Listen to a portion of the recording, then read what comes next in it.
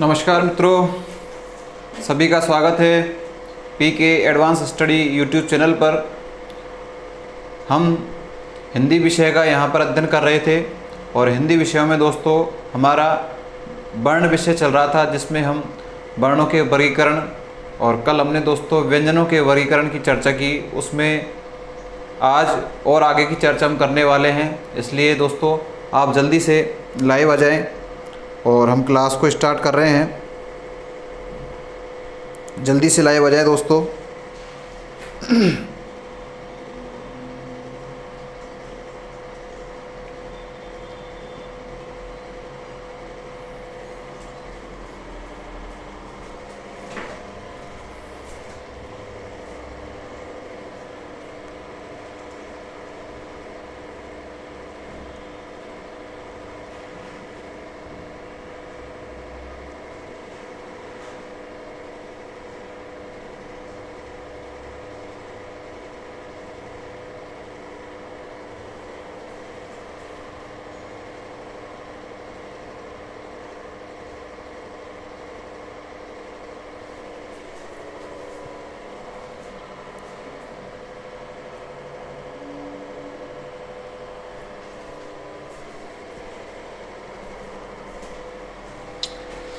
हाँ, सभी का स्वागत। जल्दी से जुड़ जाए दोस्तों। गुड मॉर्निंग, जल्दी से लाइव आए। हम अपना विषय स्टार्ट करने वाले हैं दोस्तों। बिल्कुल, नमस्ते सोना, गुड मॉर्निंग। शिव सिंह राजपूत जी नमस्ते। भवानी शर्मा हेलो।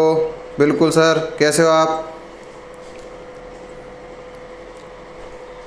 सभी जल्दी से जुड़े दोस्तों। हमारी हिंदी की क्लास स्टार्ट हो चुकी है। समय मैंने आपको बता रखा है 11 बजे। 9 से 10 हमारी साइको की क्लास चलती है दोस्तों, और 11 से 12 हमारे पीके एडवांस स्टडी पर हिंदी की क्लास चलने वाली है और जल्दी से वो स्टार्ट हो चुकी है। आप सभी जल्दी से जुड़ जाएं दोस्तों।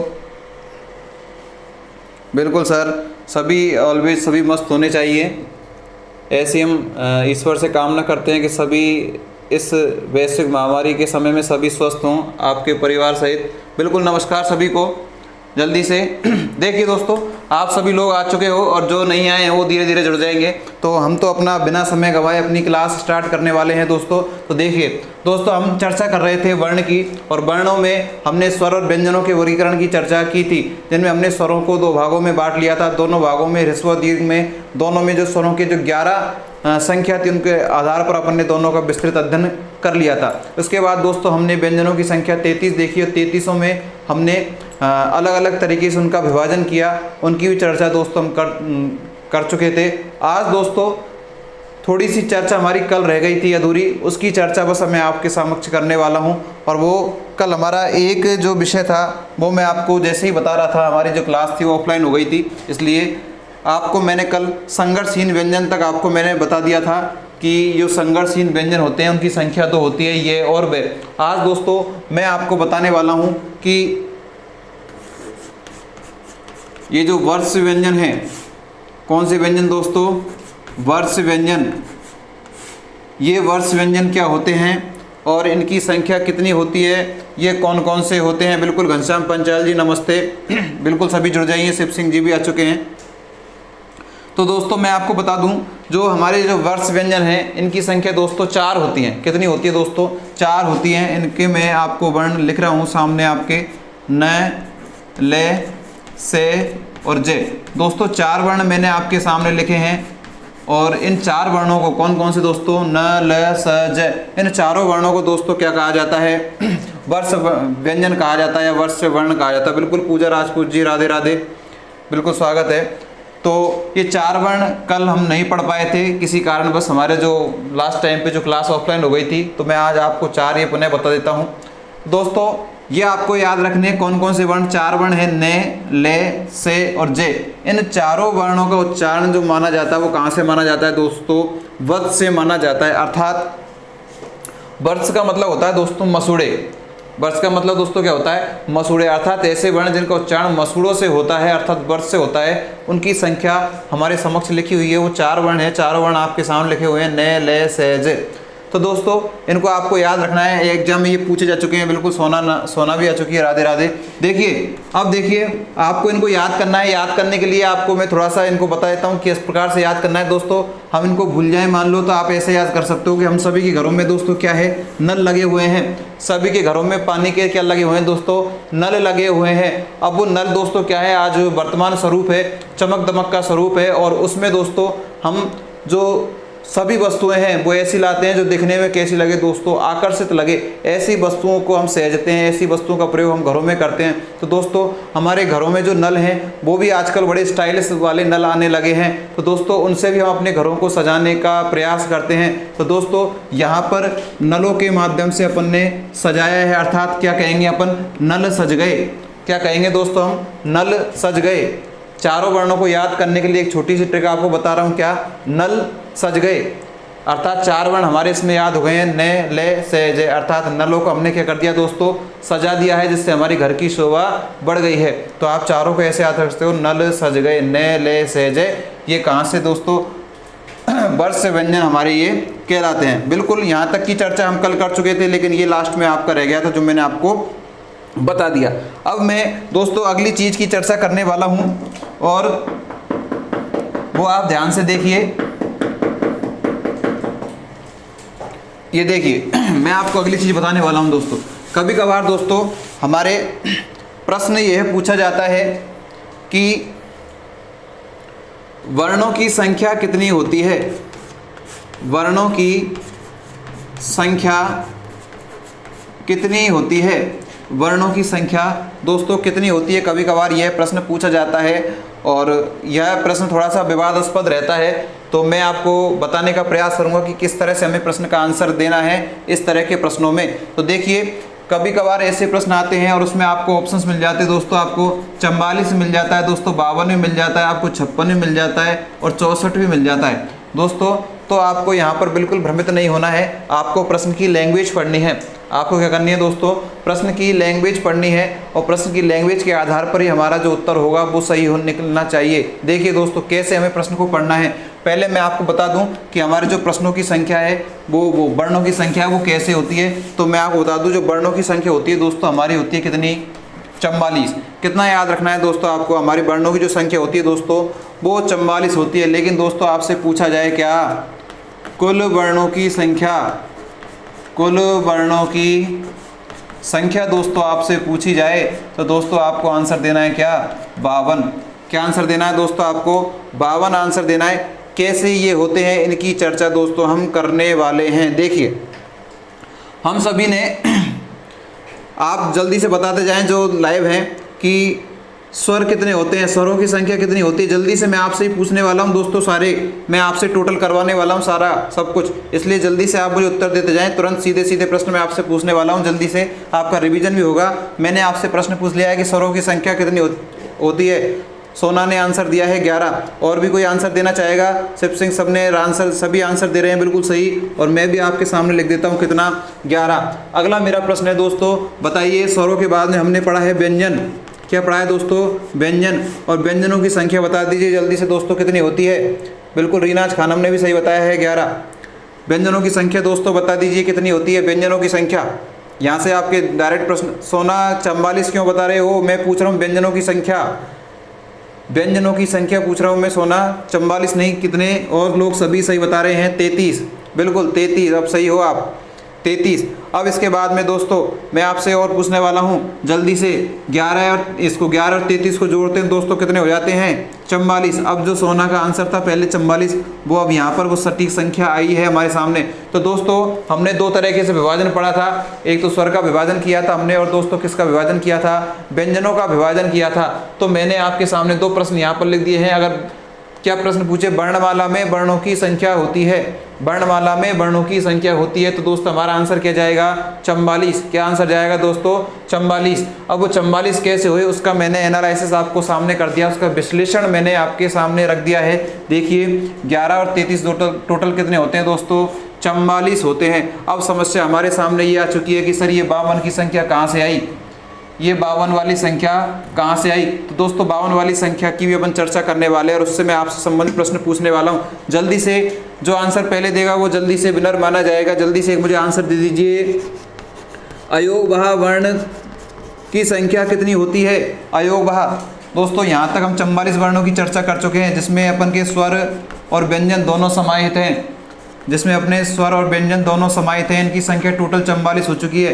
अब मैं आपसे पूछ रहा हूँ दोस्तों अयोगवाह में अगला प्रश्न मेरा आपसे, अयोगवाह की संख्या बिल्कुल सभी सही जवाब दे रहे हैं। अयोगवाह 2 होते हैं, सभी ने आंसर दिया है। सोना, घनश्याम, हरिप्रसाद जो देख रहे हैं दोस्तों उनको आंसर ज़रूर देना है, ऐसे मूक नहीं बैठे रहना है, क्योंकि हम सभी पर आंसर आता है तो हम दें, प्रश्न उसका प्रयास करें देने का। सही आपका आंसर निकलेगा अगर आप निश्चित रूप से पढ़ रहे हैं, तो उससे क्या होगा दोस्तों, आपका इंटरेस्ट क्लास में आने लगेगा। तो सभी प्रश्न का आंसर देने का प्रयास करें। तो बिल्कुल मैंने आपसे पूछा है दोस्तों क्या अयोगवाह,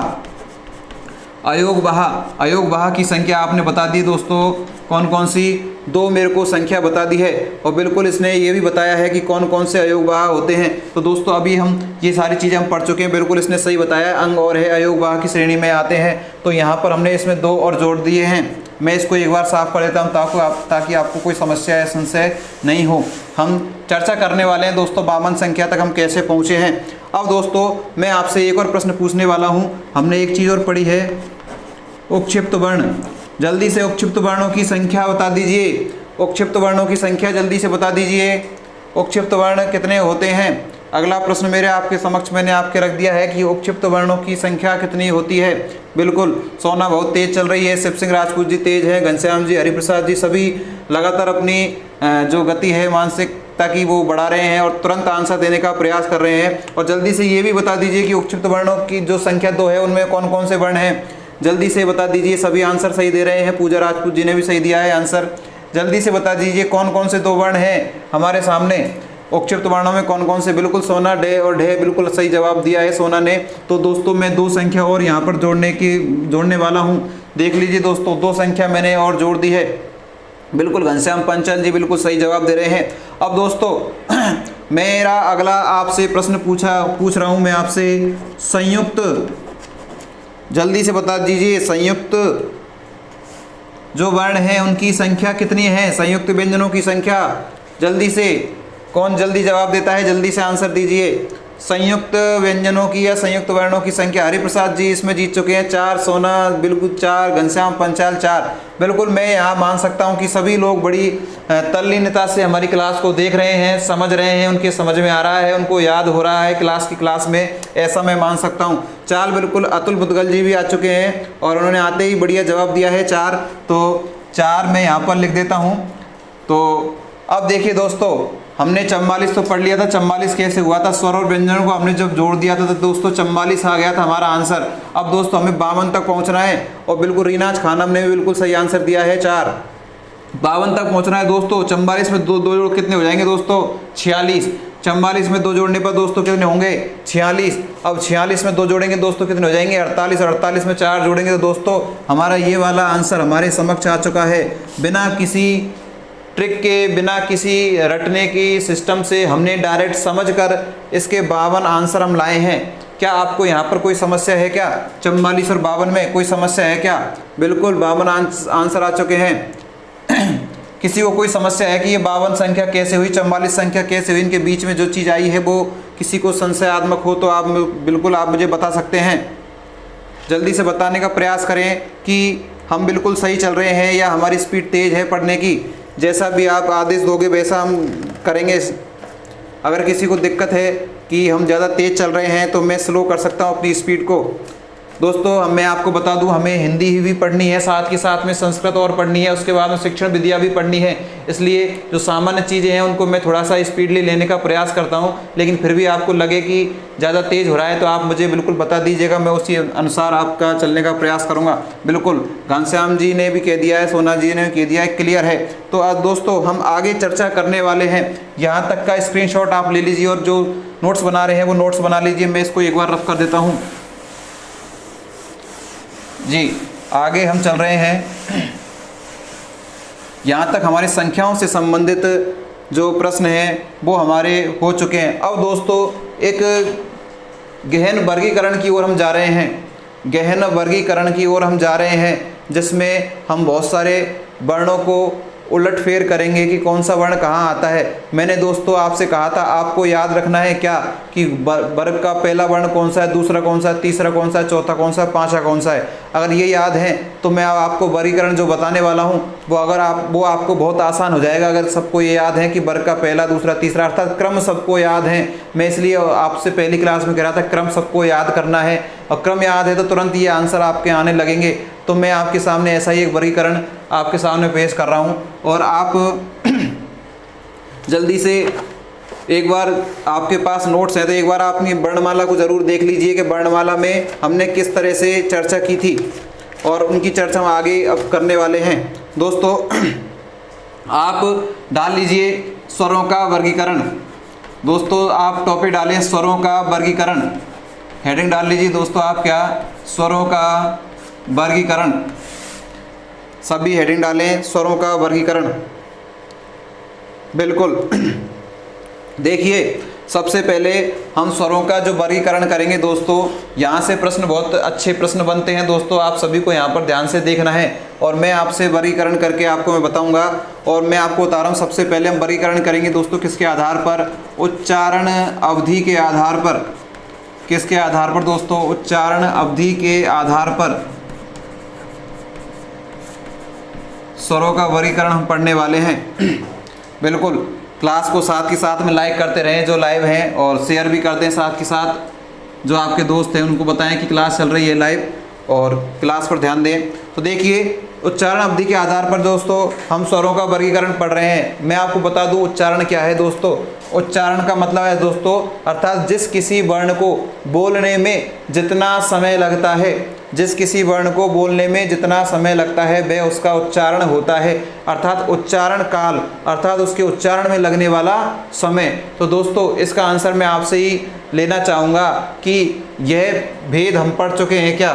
बिल्कुल आपसे मैं लेना चाहूँगा कि उच्चारण अवधि के आधार पर अर्थात उच्चारण काल के आधार पर हम कोई भेद पढ़ चुके हैं क्या पहले स्वरों में, कि स्वरों के कितने भेद होते हैं। जल्दी से आप मुझे बता दीजिए, मैंने आपको बताया था स्वरों के कितने भेद होते हैं, एक बार मुझे जल्दी से बताएं, रिकॉल करवाएं मुझे कि स्वरों के कितने भेद होते हैं। अगर ये जानते हो तो आप इसके भेद जानते हो दोस्तों, किसी को कोई प्रॉब्लम नहीं आने वाली है। अगर मैंने जो प्रश्न पूछा है बिल्कुल घनश्याम पांचाल जी सही आंसर दे रहे हैं। 2 स्वरों के भेद की चर्चा हमने की थी, 2 मोहिनी गुप्ता भी आ चुकी हैं, 2 सोना पूजा सभी सही आंसर दे रहे हैं। 2 दोस्तों हमने आपको बताया था कि स्वर के कितने भेद होते हैं दोस्तों, 2 भेद होते हैं।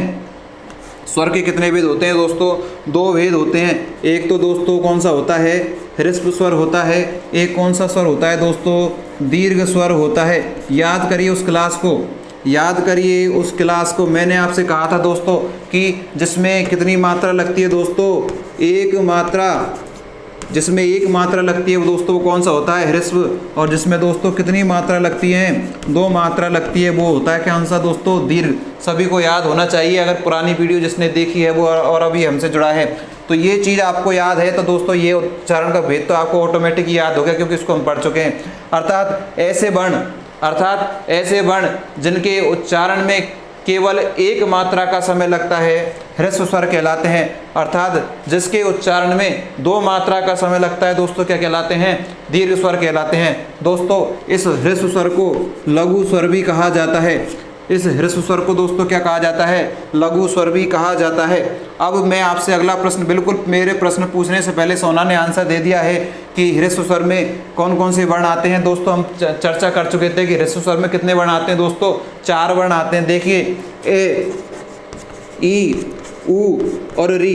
दोस्तों जल्दबाजी नहीं करें, आराम से समझें। देखिए जल्दबाजी बिल्कुल नहीं करनी, हमें आराम से समझना है। हमें पहले इस पर जाना है कि इसका मतलब क्या होता है, ये ह्रस्व क्या है, एक मात्रा क्या है, इसके बारे में आपको बता दूं। जिसमें 1 मात्रा लगी होती है दोस्तों वर्ण कौन से होते हैं, ह्रस्व या लघु वर्ण होते हैं। दोस्तों मैंने आपके सामने 4 वर्ण यहाँ पर लिखे हैं, 4 वर्ण आपके सामने दिखाई दे रहे हैं। देखिए किसी में भी 2 मात्रा लगी हुई हो तो देखिए सब में 1 मात्रा है, ए में भी 1 मात्रा, ई में भी, ऊ में भी और री में भी, इसलिए दोस्तों ये ह्रस्व वर्ण कहलाते हैं। साथ के साथ में जल्दी से कमेंट्स करके बता दीजिए, इसका मैंने एक दूसरा नाम भी बता दिया है आपको, इसका मैंने आपको दूसरा नाम बताया था ह्रस्व स्वर का। जल्दी से कमेंट्स करके बताएं किस किस को पता है।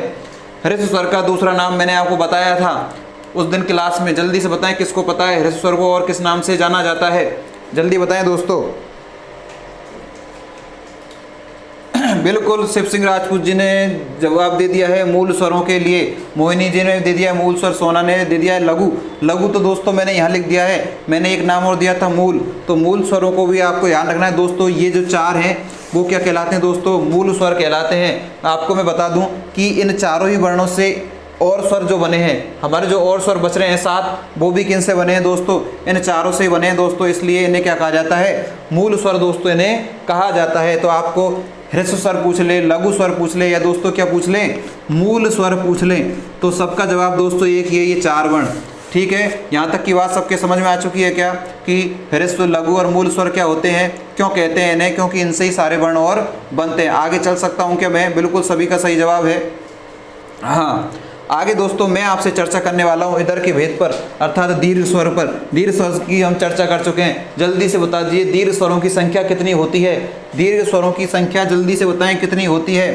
प्रश्न मेरा आपसे दोस्तों, पूरी वर्णमाला को नहीं, पूरी हिंदी को मैं आपसे आपस में तालमेल करके पढ़ाऊंगा, जिससे आपकी पुरानी चीज़ रिपीट में ही क्लास में आपसे करा दिया करूंगा, ताकि आपको बिल्कुल आपके जहन में बिल्कुल फिट हो जाए, आप भूलें नहीं उसको। इसलिए मैं हर चीज़ में आपसे ही प्रश्न कर रहा हूं, जिससे आप लगातार क्लास में बने रहें। बिल्कुल शिव कुमारी, मोहिनी, हरिप्रसाद जी सभी बिल्कुल सही जवाब दे रहे हैं, सोना सभी ने जवाब दिया है। 7 जो हमारे जो स्वर हैं वो क्या होते हैं दोस्तों, दीर्घ स्वर होते हैं।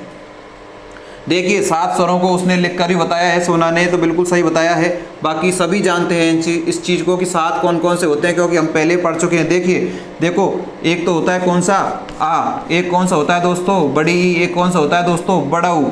अब दोस्तों देखिए इसके बाद में ए होता है, इसके बाद में आई होता है, इसके बाद में ओ, और इसके बाद में दोस्तों औ होता है। इन सभी को हम जानते हैं अच्छी तरह से। अब दोस्तों यहाँ समझने की बात क्या है कि यहाँ पर सभी में एक मात्रा थी, लेकिन यहाँ पर देखिए आप सभी कितनी मात्रा लग रही हुई है दोस्तों, 2 मात्रा लगी हुई है, इसलिए दोस्तों इसे 2 मात्रा वाला कहते हैं, अर्थात द्विमात्रिक इसे कहते हैं। अर्थात इसके उच्चारण में इससे दुगना समय लगता है, इसके उच्चारण में इससे दुगना समय लगता है। इसमें 1 मात्रा लग रही है, तो इसमें कितनी मात्रा लग रही है दोस्तों, 2 मात्रा लग रही है, इसलिए इसमें 4 तो ये हो गए और 7 दोस्तों ये हो गए। और आप सभी जानते हो 7 और 4 दोस्तों कितने होते हैं, 7 और 4 दोस्तों होते हैं कितने, 11 होते हैं। और स्वरों की हमारी जो संख्या थी वो भी कितनी होती है दोस्तों, 11। तो ये एक हमने भेद पढ़ा है, एक हमने वर्गीकरण पढ़ा है दोस्तों, किसके आधार पर, उच्चारण। बिल्कुल घनश्याम पंचाल जी बिल्कुल सही बता रहे हैं, उच्चारण अवधि के आधार पर हमने भेद पढ़ लिया है दोस्तों, कि उच्चारण काल से अगर आपसे प्रश्न पूछा जाए, उच्चारण काल के अनुसार स्वरों के भेद होते हैं दोस्तों। एग्जामिनर किसी भी तरह से हमें घुमा सकता है, इसलिए हमें सभी प्रश्नों को हमें पकड़ना है। तो यहाँ पर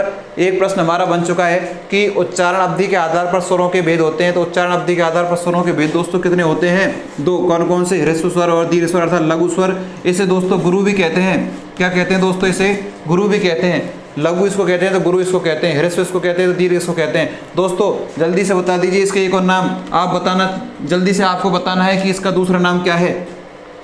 दीर्घ स्वर गुरु स्वर का दूसरा नाम जल्दी से कौन बता रहा है, बिल्कुल शिव सिंह राजपूत जी ने बता दिया है, संध्याक्षर बिल्कुल सही बताया है शिव सिंह राजपूत जी, बिल्कुल आप बिल्कुल सही जवाब दे रहे हो। घनश्याम पंचाल जी ने बताया है, मोहिनी ने जी बताया है, बिल्कुल सभी बता रहे हैं।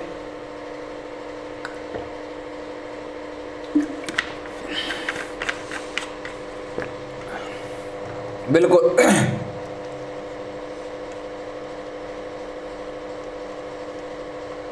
आगे हम चर्चा करने, सभी ने बिल्कुल सही जवाब दिया है। द्विमात्रिक, बिल्कुल सोना भी सही बता रही है, द्विमात्रिक। देखिए अगर ये सबके समझ में आ गया हो तो मैं आगे चल सकता हूँ, अगर यहाँ से किसी को कोई समस्या नहीं हो तो मैं क्या आगे चल सकता हूँ क्या, जल्दी से बताएं दोस्तों, यहाँ से आगे चला जा सकता है। बिल्कुल शिव सिंह राजपूत जी ने बिल्कुल कह दिया है, बिल्कुल सभी कह रहे हैं कि यहाँ से आगे चला जा सकता है, ये चीज़ हम बिल्कुल जान चुके हैं। दोस्तों अगला हम स्वरों का वर्गीकरण पढ़ने वाले हैं, और दोस्तों वो एक स्वरों का वर्गीकरण है, वो भी बहुत महत्वपूर्ण हमारे लिए है। और दोस्तों वो मैं आपके सामने लिख देता हूँ, ओष्ठाकृति। ओष्ठाकृति के आधार पर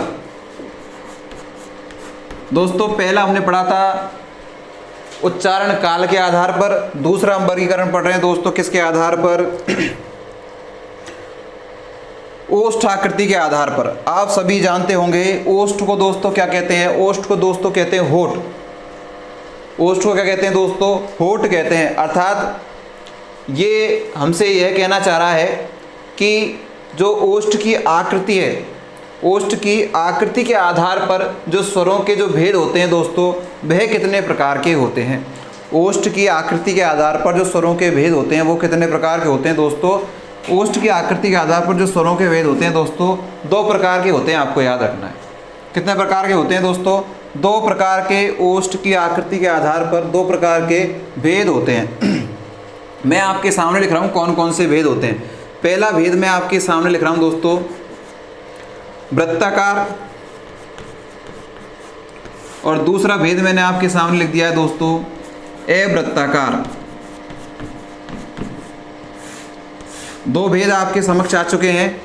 एक तो है वृत्ताकार, बिल्कुल आप सभी पहले से ही जानते हो, सभी सही आंसर दे रहे हैं। 2 प्रकार के भेद हैं दोस्तों, वृत्ताकार और अवृत्ताकार। अब मैं पहले तो इनका अर्थ समझा देता हूँ दोस्तों। हमें जल्दीबाजी नहीं करनी है, हमें सामान्य रूप से अच्छी तरह से समझकर करना है कि ये क्या कहना चाह रहे हैं, इनका अर्थ क्या होता है। देखिए, वृत्ताकार का मतलब होता है दोस्तों ऐसे वर्ण जिनके उच्चारण में हमारी जो ओष्ठ की जो आकृति वो कैसे हो जाती है दोस्तों? गोल हो जाती है। अर्थात ऐसे वर्ण जिनके उच्चारण में हमारी ओष्ठ की जो आकृति वो दोस्तों कैसे हो जाती है? गोल हो जाती है। ऐसे जो वर्ण हैं दोस्तों वो तो कैसे कहलाते हैं? वृत्ताकार वर्ण कहलाते हैं।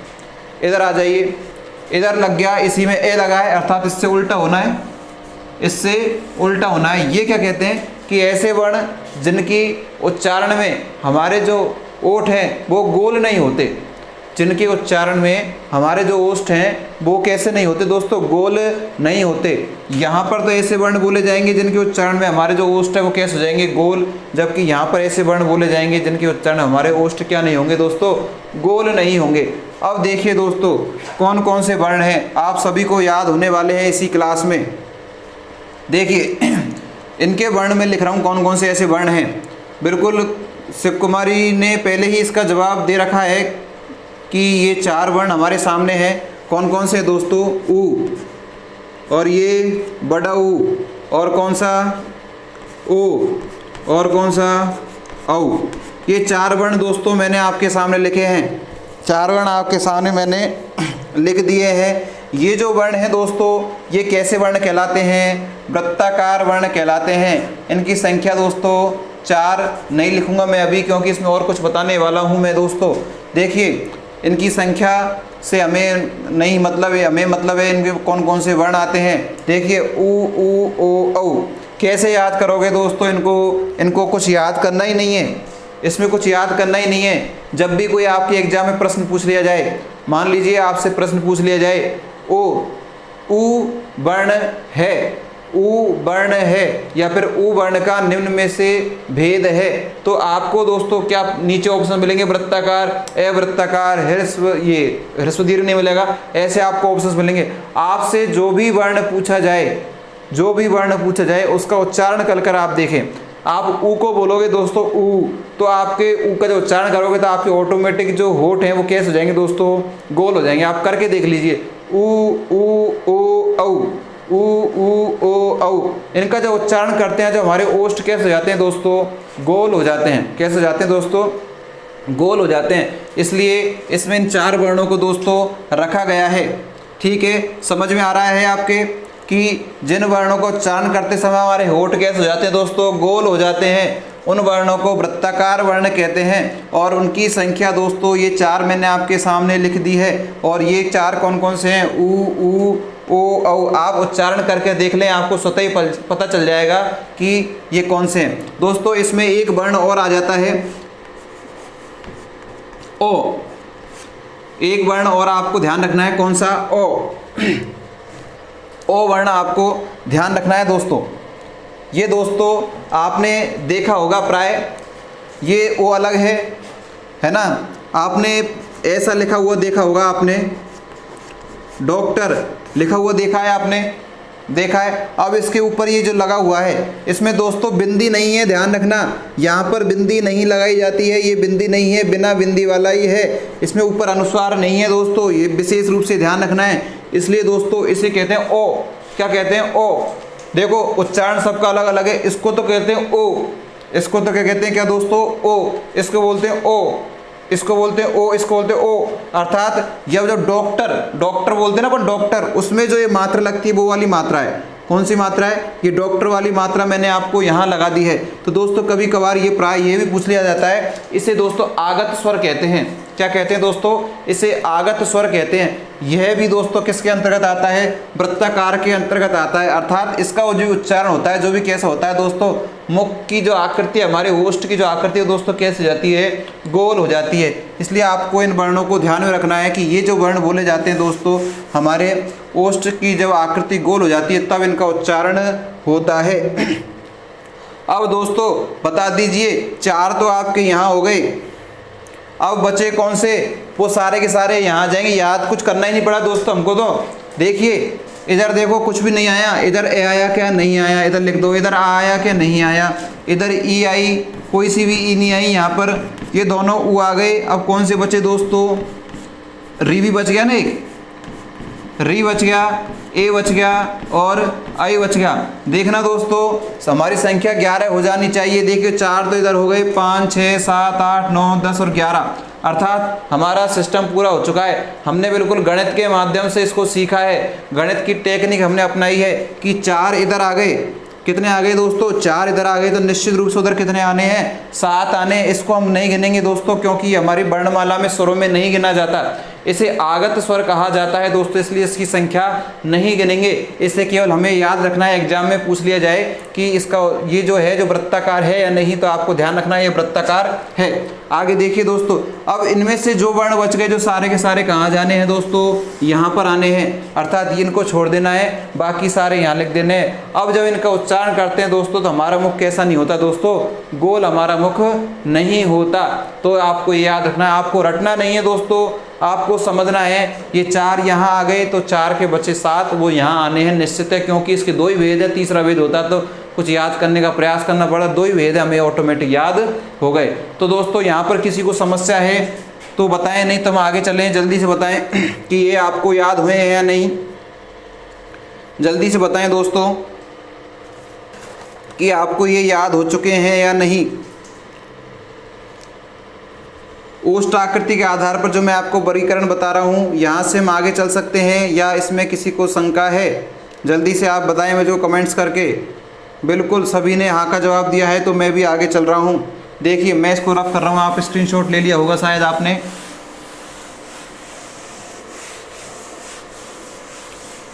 बिल्कुल देखिए दोस्तों, अगला जो हम भेद पढ़ रहे हैं दोस्तों, वो पढ़ रहे हैं तीसरे नंबर का भेद। और तीसरे नंबर का भेद है दोस्तों हमारा जीवा के आधार पर।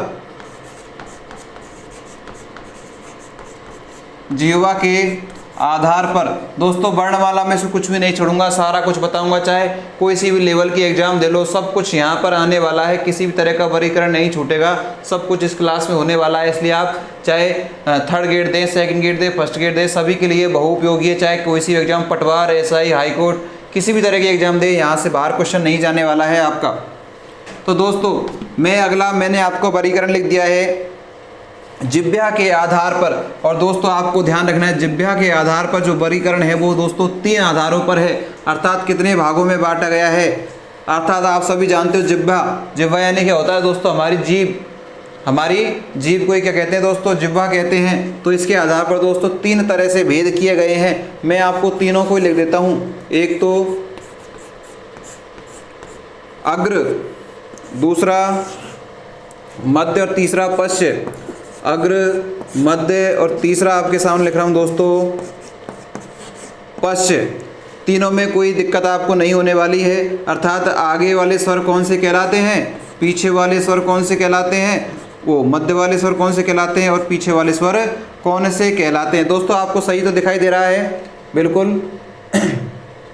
देखिए अब हमें यहाँ पर पहले तो इनका अर्थ समझ लीजिए आप कि अग्र स्वर क्या है, मध्य स्वर क्या है, पश्च स्वर क्या है। देखिए जिह्वा के आधार पर हमें भेद करने अर्थात जीव के आधार पर, अर्थात ऐसे स्वर जो जीव के अग्रभाग से, ऐसे स्वर जो जीव के कहाँ से दोस्तों, अग्रभाग से, जीव के हमारे आगे के भाग से, यहाँ से आगे बिल्कुल जो नोक है ना जीव की, वहाँ से जो स्वरों की उत्पत्ति होती है वो स्वर दोस्तों कौन से कहलाते हैं, अग्रस्वर कहलाते हैं। और जो दोस्तों जिह्वा के मध्य से बोले जाते हैं, बिल्कुल बीचों बीच से बोले जाते हैं दोस्तों, वो दोस्तों कौन से कहलाते हैं, मध्य स्वर कहलाते हैं। और दोस्तों इसके बाद में जो जिह्वा के बिल्कुल अंत है, जहाँ जिह्वा की जड़ है, वहाँ से जो बोले जाते हैं दोस्तों, वो कौन से बोले जाते हैं दोस्तों, पश्च स्वर कहलाते हैं।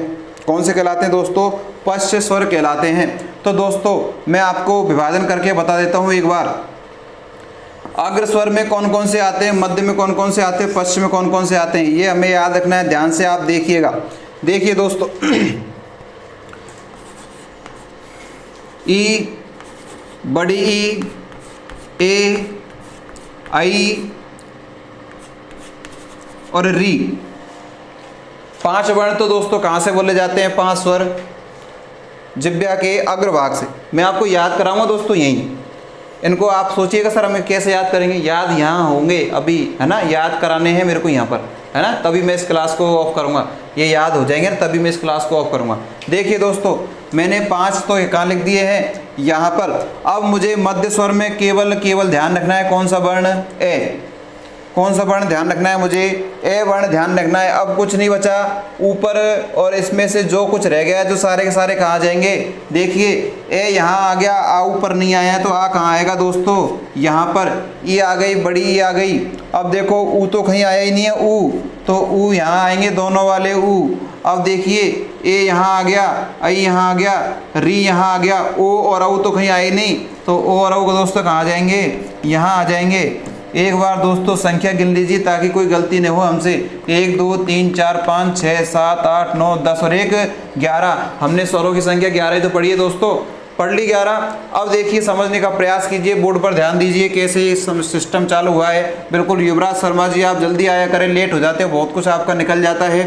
तो हम चर्चा कर रहे हैं स्वरों के वर्गीकरण की, और जिसमें जिह्वा के आधार पर कैसे कैसे स्वर बोले जाते हैं वो हम चर्चा कर रहे हैं। देखिए जिह्वा के अग्रभाग से, अर्थात जिह्वा का अग्रभाग कौन सा होता है, ये मैं आपको बता देता हूँ। ये जो आगे का भाग है वो जिह्वा का अग्रभाग है। अब यहाँ से जिन वर्णों का, जिन स्वरों का उच्चारण होता है वो स्वर अग्र स्वर कहलाते हैं। अब देखिए कैसे, देखो ई, ए, ऐ, री, ये जब इनका उच्चारण होता है दोस्तों, जो वायु हमारे फेफड़ों से निकलती है, वायु जब हमारे फेफड़ों से निकलती है तो दोस्तों हमारे जिह्वा के अग्रभाग पर टकराती है, जिह्वा के अग्रभाग पर टकराती है। कौन कौन से वर्णों को उच्चारण करने पर दोस्तों, ई, ए, ऐ, री, अर्थात जब इनका उच्चारण कर देंगे तो जिह्वा हमारी थोड़ी सी सिकुड़ जाएगी, और जो आगे का जो उसका भाग है वो थोड़ा सा पैना हो जाएगा, और उस भाग पर हमारी जो फेफड़ों से वायु जो बाहर निकल कर आती है उस पर वो वायु टकराती है। आप इनका उच्चारण कर देख सकते हैं दोस्तों। देखिए ई, ए, ऐ, री, अर्थात जब इनका उच्चारण करते हैं तो जिह्वा हमारी थोड़ी सी पीछे जाती है, और पीछे जाकर जो वायु बाहर निकलती है उस आगे वाली नोक पर हमारी टकराती है, कौन सी पर, ई, ए, ऐ, री। तो इसके कारण दोस्तों इन्हें क्या कहा जाता है दोस्तों, अग्रस्वर कहा जाता है। क्या कहा जाता है दोस्तों, अग्रस्वर। इन्हें हमें दूसरा जो हमारा है मध्य स्वर, इसको हमें केवल एक ही वर्ण इसमें याद रखना है। बिल्कुल आप शुरू से देख रहे हो तो बहुत अच्छी बात है, बिल्कुल आप, लेकिन आप आंसर नहीं दे रहे थे, इसलिए हमने सोचा कि आपकी अनुपस्थिति यहाँ पर है, इसलिए हमने आपसे ऐसा कहा। ठीक है, तो आंसर दिए करें। मध्य स्वर, मध्य स्वर का मतलब क्या है दोस्तों, मध्य स्वर का मतलब है जिह्वा के जो बीचों बीच से जो वर्ण, जो स्वर की उत्पत्ति होती है वो दोस्तों मध्य स्वर कहलाता है। और उसमें केवल आपको एक ही वर्ण ध्यान रखना है दोस्तों, ए। कौन सा वर्ण, ए। आप इसका उच्चारण करोगे तो आपको लगेगा जिह्वा के मध्य पर वायु हमारी टकरा रही है, ए, तो इसलिए हमारी जिह्वा थोड़ी सी बाहर आ जाती है और उस वायु वाले स्थान पर मध्य भाग पर टकराती है। इसलिए दोस्तों इसमें आपको एक याद आसानी से हो जाएगा कि जो ए है वो बीचों बीच में आना है। अब दोस्तों इसमें तो कुछ याद करना ही नहीं है, इनमें से और इनमें से जो बच गए, जो सारे के सारे मैंने यहाँ लिखे, मैंने भी याद नहीं किया दोस्तों, मैंने भी इसको याद नहीं किया है, बिल्कुल मैंने किसी भी वर्गीकरण को याद नहीं किया है। मैं कैसे करता हूँ दोस्तों, मुझे पता है कि मुझे वर्णमाला मुझ पर आती है और मुझे उच्चारण करना भी आता है। मैं जब इनका लिखता हूँ तो मैं उच्चारण कर लेता हूँ दोस्तों, जिससे मुझे पता चल जाता है कि कौन सा वर्ण किस स्थान पर ठहरता है। इसलिए जब भी आपको याद नहीं करना, परीक्षा में मान लो प्रश्न आ गया कि ये कहाँ से बोला जाता है, तो कोई टेंशन नहीं है दोस्तों, याद नहीं है तो आप बोल कर देख लीजिए, आप बोल कर देख लीजिए, जहाँ पर आपकी वो जो वायु रुकती है वहाँ से ही आप उसका उच्चारण स्थान लगा सकते हो और आपका प्रश्न बिल्कुल सही होगा। इसलिए दोस्तों मैं इस क्लास में आपको प्रैक्टिकल करके बताऊंगा सारी चीज़ों का उच्चारण किस तरह से होता है। बिल्कुल जो भाषा विज्ञान है, जो इसे विज्ञान हम पढ़ते हैं, ऐसी भाषा एक विज्ञान है, उसका जो उच्चारण उत्पत्ति है उन सारी की जानकारी मैं आपको देने वाला हूं दोस्तों। अभी उच्चारण स्थान का हमारा टॉपिक वो रह रहा है, मैं आपको बहुत सारी चीज़ें वहां पर बताने वाला हूं, तो लगातार आप देखते रहें। आपको कुछ भी याद नहीं करना, सारी चीज़ें आपको मैं यहाँ समझाऊंगा और यहीं याद कराऊंगा। तो 5 वर्ण हमने देख लिए थे दोस्तों, अग्रसर से बोले जाते हैं। एक वर्ण हमें ध्यान रखना है दोस्तों, ये वाला ये बीच से बोला जाता है। अब बचे कौन से? पश्च स्वर, अर्थात आप इनको उच्चारण करोगे दोस्तों, आपकी जो जिह्वा जहाँ पर खत्म हो रही है कंठ के आसपास, कंठ के आसपास जो आपकी जिह्वा खत्म हो रही है वहां पर जब आप इन वर्णों को बोलोगे तो आपको लगेगा वास्तव में इनकी ध्वनि वहीं से आ रही है। आप बोलकर देखिए, आ अर्थात ध्वनि पीछे से आएगी, आ उ ओ, अर्थात ऐसा लगेगा जोर आपके जिह्वा के पीछे के भाग पर है, आगे के भाग पर नहीं है। आप इन्हें वहाँ अपने घर पर बैठे बैठे इनका उच्चारण करके देख सकते हैं। अगर जो उच्चारण नहीं करेगा दोस्तों उसको याद नहीं होंगे, जो इनका उच्चारण नहीं करेगा उनको याद नहीं होंगे। क्या आप सभी उच्चारण करके देख सकते हैं? मैं जो बता रहा हूँ वो प्रतिक्रिया आपके साथ हो रही है या नहीं, एक बार जल्दी से कमेंट्स करके बताएं कि जैसे मैं बता रहा हूँ आप उच्चारण कर रहे हो, और कर रहे हो तो आपके साथ वो प्रतिक्रिया हो रही है या नहीं, एक बार जल्दी से मुझे बता दीजिए, ताकि मैं मान लूँ कि आप बिल्कुल इस क्लास को फॉलो कर रहे हो, इसको देख रहे हो, समझ रहे हो, समझने का प्रयास कर रहे हो। जल्दी से बता दीजिए दोस्तों, बिल्कुल जल्दी से बताएं दोस्तों, क्या आप यहाँ मैं जो बता रहा हूँ बिल्कुल हो रहा है, बिल्कुल सही है, बिल्कुल वेरी गुड। सभी प्रयास करते रहें, उच्चारण करके देख रहे हैं तो आपको कहीं किसी प्रकार की कोई समस्या नहीं आने वाली है। लेकिन दोस्तों आप इसको एकांत में करिए, कहीं आपके आसपास में कोई हो तो आपको देखेगा दूर से तो पता नहीं है, सोचेगा ये पागल हो गया है, पागल हो गई क्या, तो अकेले में बैठ कर ये ऐसा करें। नहीं तो आप सबके सामने करोगे तो आपको लोग ऐसा समझेंगे पता नहीं इसको क्यों मानसिक बीमारी हो गई क्या, जो पता नहीं क्या क्या बड़बड़ा रहा है या, है ना। तो आप अभी क्लास देख रहे हो तो अकेले में ही देख रहे हो, तो आप इसका विशेष ध्यान रखें, ठीक है। हाँ, आगे दोस्तों हम चर्चा करने वाले हैं दोस्तों, एक टॉपिक हमारा बड़ा टॉपिक आने वाला है, तो उस बड़े वाले टॉपिक को हम अभी स्टार्ट नहीं करें, तो उससे पहले एक छोटा मैं आपको बता देता हूं ताकि हमारा 10 मिनट में वो हो जाएगा।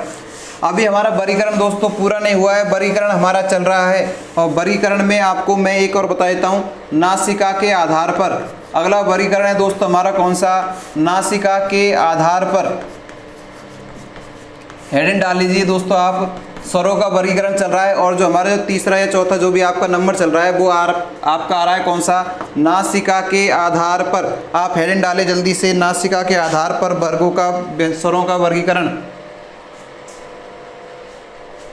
बिल्कुल देखिए दोस्तों, नासिका के आधार पर दोस्तों दो तरह का, दो भाग इसके होते हैं। एक तो होता है दोस्तों अनुनासिक, एक तो होता है दोस्तों अनुनासिक, और दूसरा होता है दोस्तों निरनुनासिक। दोस्तों साथ के साथ आप लिखते जरूर रहें, स्क्रीनशॉट लेते जरूर रहें, ताकि आपके नोट्स अच्छे प्रकार से बन सकें।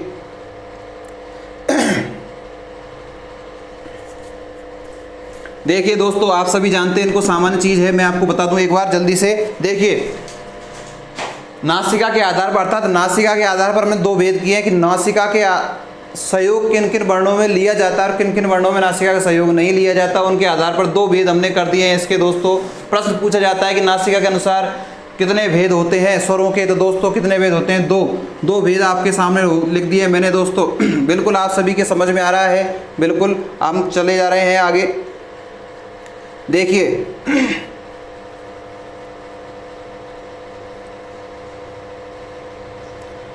देखिए दोस्तों, अनुनासिक क्या होता है और निरनुनासिक क्या होता है। हम हिंदी वाले हैं दोस्तों, हमें शब्दों को तोड़ना है, हमें शब्दों को तोड़ना है। जैसे हम शब्दों को तोड़ देंगे उनका अर्थ हमें मालूम हो जाएगा। देखिए अनुनासिक वर्ण कौन से होते हैं, अर्थात नासिक यानी कि होता है नासिका अर्थात हमारी नाक, और अनु यानी कि होता है पीछे, अर्थात जब हम नासिका से बोलते हैं, अर्थात जब हम किससे बोलते हैं? अर्थात हमारी जब ध्वनि नासिक मुख से भी निकलती है और दोस्तों किससे निकलती है, नासिका से भी निकलती है। अर्थात ज़्यादा जो प्रबल संभावना होती है वो किससे, नासिका से जब वायु बाहर निकलती है। तो दोस्तों ऐसे जो वर्ण होते हैं दोस्तों वो कौन से कहलाते हैं, अनुनासिक वर्ण होते हैं। और दोस्तों आप सभी जानते हैं निर उसमें उपसर्ग, और निर का मतलब होता है अभाव, निर का मतलब क्या होता है, अभाव। अर्थात जिसमें नासिका का क्या होता है दोस्तों, अभाव, वो कौन से वर्ण होते हैं दोस्तों, निरनुनासिक होते हैं। दोस्तों मैं आपको बता दूं कि जिन वर्णों में नासिका की सहायता ली जाती है अनुनासिक वर्ण कहलाते हैं, और जिन वर्णों में नासिका की सहायता नहीं ली जाती है वो कौन से वर्ण कहलाते हैं, निरनुनासिक वर्ण कहलाते हैं। अब हमें कैसा पता चलेगा सर कि कौन से वर्ण अनुनासिक है और कौन से निरनुनासिक, हमें तो पता नहीं चलेगा सर कि कौन से वर्ण की उच्चारण में जो श्वास है जो हमारी नासिका से निकल रही है, किस में हमारे मुख से निकल रही है। तो दोस्तों आपको घबराने की बिल्कुल ज़रूरत नहीं है। मैं आपके सामने वर्णों को लिख रहा हूँ, आप उनको देखते जाएं और आप उनका आंसर स्वतः ही मुझे दे दोगे। तो देखिए दोस्तों मैं अनुनासिक वर्णों को आपके सामने लिख रहा हूँ, मैं कुछ नहीं कर रहा, मैं आपके सामने पूरे स्वरों को लिख रहा हूँ, आपको भी पूरे स्वरों को लिख देना है। ए आ ई उ री ए आई ओ और औ। मैंने आपके सामने दोस्तों सारे के सारे स्वर लिख दिए हैं 11 के 11। अब यहाँ पर भी मैं दोस्तों कुछ नहीं कर रहा, यहाँ पर भी मैं 11 के 11 स्वरों की कॉपी कर रहा हूँ ऊपर से यूँ की हुई। मुझे कुछ भी नहीं करना, बस आप भी ऐसे करते जाएं और आपको याद हो जाएगा निश्चित रूप से, ऐसा मुझे विश्वास है। तो साथ के साथ आप उतारते रहें, जो अपना काम कर रहे हैं, जो नोट्स बना रहे हैं, तो साथ के साथ वो करते रहें। दोस्तों कुछ नहीं करना, बस हो गया अनुनासिक और निरनुनासिक। करना क्या है इसमें, बस कुछ नहीं करना दोस्तों। आपको जहाँ पर अनुनासिक आए तो निश्चित रूप से दोस्तों आपको वहाँ पर क्या दिखेगा, ये दिखेगा दोस्तों, अनुस्वार आपको वहाँ पर ज़रूर दिखेगा। जहाँ पर भी ये आएगा, जहाँ पर भी अनुनासिक हमसे पूछेगा तो हमको ऊपर ये लगा हुआ मिलेगा, ऐसा बिल्कुल निश्चित मानिए। क्या देखिए सबके ऊपर अनुस्वार लगा हुआ है, सबके ऊपर चंद्रबिंदु लगी हुई है। अभी आपको मैं एक चीज़ और बताने वाला हूँ, लगातार वीडियो देखते रहें, बहुत महत्वपूर्ण चीज़ बताने वाला हूँ। सामान्य चीज़ जो व्यवहारिक है हमें आनी चाहिए वो चीज़ आपको बताने वाला हूँ। तो पहले हम इनको सीख लेते हैं। देखिए अब इनके ऊपर लग गया है दोस्तों क्या, अनुस्वार। अब आपको पता है जिसके ऊपर अनुस्वार लग जाता है उसकी ध्वनि तो कहाँ से आनी है दोस्तों, नासिका से आनी है। इसको क्या बोलेंगे दोस्तों अपन, इसको बोलते हैं हाँ, इसको ई ऊ। अर्थात इनका उच्चारण जब हम करेंगे वायु हमारे मुख से भी आएगी और नासिका से ज़्यादा आएगी। अर्थात दोस्तों ये जो ऊपर की जो चीज़ है ये अनुस्वार, इसका जो उच्चारण होता है दोस्तों कहाँ से होता है, नासिका से। सभी के साथ मैंने ये जोड़ दिया है। तो ये सारे के सारे दोस्तों सारे स्वर कहाँ से बोले जा रहे हैं, अनुनासिक हो गए। अब इनमें से मैंने क्या करा है, ये हटा दिए हैं, ये सिंपल मैंने स्वर लिख दिए हैं सारे के सारे। तो ये कैसे हो गए दोस्तों, निरनुनासिक। मैं आपको परिभाषा इसकी बता चुका हूँ, जहाँ नासिका का सहयोग लिया जाता है अनुनासिक कहलाते हैं। जहाँ नासिका का सहयोग नहीं लिया जाता है, नासिका के सहयोग का अभाव होता है, वो सारे के सारे स्वर क्या कहलाते हैं दोस्तों, निरनुनासिक कहलाते हैं। बात समझ में आई कि नहीं आई, एक बार जल्दी से कमेंट्स करके बता दीजिए कि बात समझ में आ चुकी है आप सभी के। जल्दी से कमेंट्स करके बताएं बात समझ में आ चुकी है या नहीं। जल्दी, मैं बिल्कुल आपका वेट कर रहा हूं कि समझ में आया है या नहीं। ये अनुनासिक और निरनुनासिक, जिसमें अनुस्वार लग जाता है वो अनुनासिक और जिसमें नहीं लगता है वो निरनुनासिक। इस सीधा सा फंडा है इसका याद करने का। जल्दी बताएं, याद कुछ करने नहीं है, सारे के सारे जो स्वर हैं बिल्कुल आपको लिखने हैं। बिल्कुल आ गया होगा सबके, ऐसी कोई विशेष बात नहीं है। आप सभी बुद्धिजीवी हो, इंटेलिजेंट हो, इस क्लास से जुड़े हुए तो सभी लोग बुद्धिजीवी हैं। तो अपने आप को ऐसा मानकर सकारात्मक भावना अपने अंदर रखें और अपने आप की जो मानसिक क्षमता है उनका विकास करें। नेगेटिव सोच हमारे अंदर बिल्कुल नहीं लाएं। तो दोस्तों ये चीज़ मैंने आपको बता दीजिए। अब देखिए दोस्तों, एक चीज़ मैं आपको इसमें से बताने वाला हूँ। आप सोचोगे सर कि आपने सभी में क्या लगाया है, चंद्रबिंदु लगा दी है, लेकिन इसमें आपने चंद्रबिंदु नहीं लगाई, इसमें आपने चंद्रबिंदु नहीं लगाई, इसमें नहीं लगाई, इसमें नहीं लगाई। इसका कारण क्या है दोस्तों? तो देखिए दोस्तों, इनमें कारण क्या है। देखिए दोस्तों, इनमें ऊपर कुछ भी नहीं है, इसलिए मुझे अगर ये मान लो ऊपर मैं लड्डू रखूंगा तो लड्डू नीचे लुढ़क जाएगा। इसलिए लड्डू को रखने के लिए दोस्तों मैंने क्या लगाई है, यहाँ पर एक प्याली लगा दी है दोस्तों। ऐसे सब में है, लेकिन दोस्तों इसमें मैंने नहीं लगाई क्योंकि इसमें पहले से प्याली लगी हुई है। लड्डू मैंने इसमें रखा है, इसमें मैंने नहीं लगाई इसमें। तो इसमें भी दोस्तों ये लगी हुई है, तो इसलिए इसमें भी लड्डू लुढ़केगा नहीं। ऐसे दोस्तों इनमें है। इसलिए दोस्तों जहाँ पर ऊपर मात्रा लगी हुई है जहाँ पर ऊपर मात्रा लगी हुई है वहाँ पर केवल अनुस्वार की बिंदी लगती है, लेकिन जहाँ पर ऊपर मात्रा नहीं है वहाँ पर दोस्तों क्या लगती है, चंद्र बिंदु लगती है। बहुत महत्वपूर्ण तथ्य बताने वाला हूँ जो आपको किताबों में नहीं मिलेगा। महत्वपूर्ण नॉलेज, व्यवहारिक नॉलेज आपको देने वाला हूँ। आप किसी से भी पूछ सकते हो, किसी का प्रश्न का आंसर दे सकते हो कि कब तो ऊपर चंद्रबिंदु लगी है, कब ऊपर चंद्रबिंदु नहीं लगती है। तो दोस्तों अनुस्वार तो कब लगता है, जो ऊपर मात्रा होती है, और नहीं तो आपको क्या लगाना पड़ता है दोस्तों, चंद्रबिंदु लगनी पड़ती है। अगर नहीं लगाओगे तो जो लड्डू है ऊपर का गोल गोल वो नीचे गिर जाएगा। क्या आपके समझ में आ चुका है? यहाँ तक की बात आ चुकी है समझ में? महत्वपूर्ण तथ्य मैंने आपको बताया है, बिल्कुल यहाँ तक की बात समझ में आ चुकी है। तो दोस्तों हमारा केवल एक प्रकार हमारा रह गया है जिसकी चर्चा, अभी हमारा स्वरों का वर्गीकरण चल रहा है दोस्तों। स्वरों के वर्गीकरण में एक प्रकार और रह गया है हमारा, तो उसकी चर्चा मुखाकृति के आधार पर, वो थोड़ा सा 15-20 मिनट का टॉपिक है, इसलिए मैंने उसको आज नहीं लिया क्योंकि वो हमारा अधूरा रह जाता, इसलिए उसकी चर्चा दोस्तों हम कल करेंगे। स्वरों के वर्गीकरण का एक लास्ट पॉइंट रह रहा है हमारा, उसकी चर्चा हम कल करेंगे। कल आप मुझे आते ही उसकी याद दिलाना, पहले मैं उसको करूंगा, उसके बाद आगे की चर्चा हम करेंगे।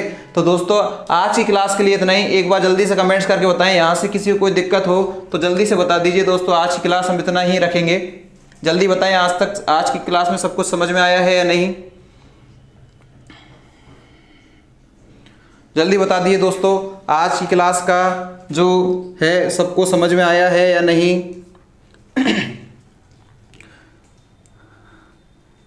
कोई समस्या नहीं है, बिल्कुल आ गया, बिल्कुल सभी के शायद समझ में आ चुका होगा। अब दोस्तों समय हो चुका है, 12 बज चुके हैं, सभी को भूख लग रही होगी, तो सभी खाना खाएं, आराम से रेस्ट करें। हमारी दोनों क्लास कंप्लीट हो चुकी है। तो मेरा फिर आपसे मैं डेली रिक्वेस्ट करता हूं दोस्तों, ज़्यादा से ज़्यादा वीडियो को लाइक शेयर सब्सक्राइब ज़्यादा से ज़्यादा करवाने हैं आपको। ज़्यादा से ज़्यादा वीडियो को शेयर करना है ताकि और लोग हमसे जुड़ सकें। जो लाइव देख रहे हैं वो तुरंत अभी लाइक पर क्लिक कर दें, ताकि जो हमारा जो विश्वास है वो आप पर बना रहे और हम ऐसे ही मेहनत आपके साथ करते रहें। सभी का धन्यवाद, थैंक यू वेरी मच।